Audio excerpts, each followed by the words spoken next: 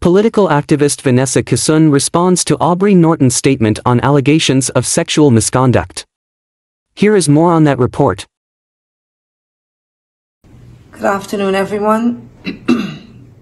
My name is Vanessa Kissoon, former Member of Parliament, teacher by profession, councillor of the Linden Town Council, women's rights activist, and most of all, a mother of 4. This afternoon, I will be reading a statement following all that has been happening most recently on social media. PNCR members, supporters, fellow Guyanese, I have served the people of this country with pride at the highest level of decision making. Many women, young people, persons of all ages, class, and race look to me for leadership and expect me to do what is right. I am committed to their expectations of me as a female advocate and role model, a politician, a teacher, and most of all, a mother. There is a social media story that is taking on various proportions and shapes after a statement was released by one Eglon Gomes, whom I acknowledge to have had a conversation with some time back, with a third party being present. I did not in said conversation approve of Mr. Gomes taking my story public for any purpose whatsoever. However, despite what I saw this morning and what Mr. Norton is saying, that I have never traveled in his car, I would like you to know that I've traveled in Mr. Norton's car on several occasions, him and I being alone in the car, because Mr. Norton, as I've always seen him, is a political comrade. Mr. Norton and I, as political comrades, would have attended a funeral in Linden,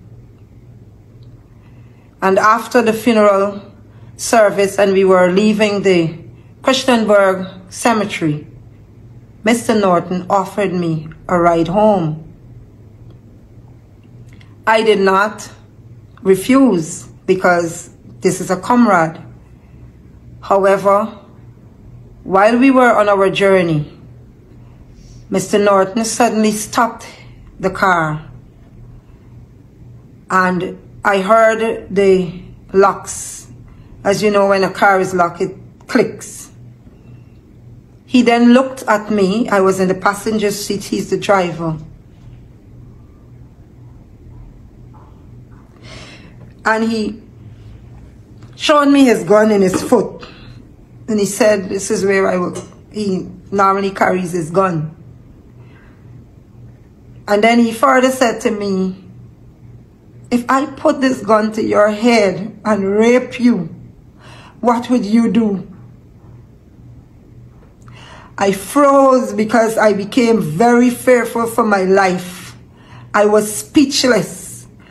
I almost wet my skin that day because here is a comrade, one that I held as a comrade, doing this to me. And I looked Mr. Norton in his eyes and I said to him, because at that time I said to myself, you have to be strong. And I said to him, I ain't afraid of that nor you, scunt. And you're gonna have to fucking kill me. However, Mr. Norton did not carry out those threats or desires. But I have carried the burden of this threat, disrespect, and violation for years. And I did tell a few of my other comrades who I see as confidants about this story.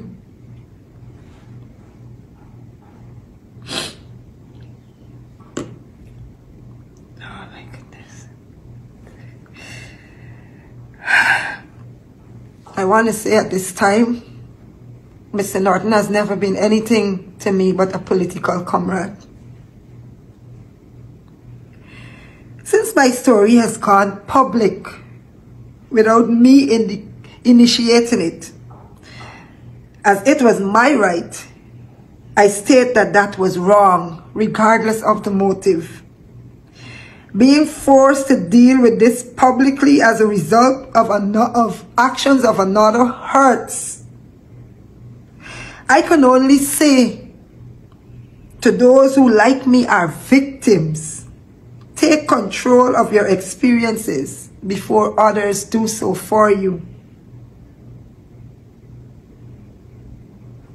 Mr. Norton may have missed the times we are in and the value placed in protecting women and girls. No one should be subject to such inappropriate sexual advances and threats. To those men and women who have allowed politics and not what is right to influence your judgment of the situation, you have a lot to learn about abuse and sexual misconduct. I recall how vigorously we and some of you, and we went after other accused, but now you let your own down. Our party, our nation needs more enlightenment and a non-partisan approach to actions of this nature.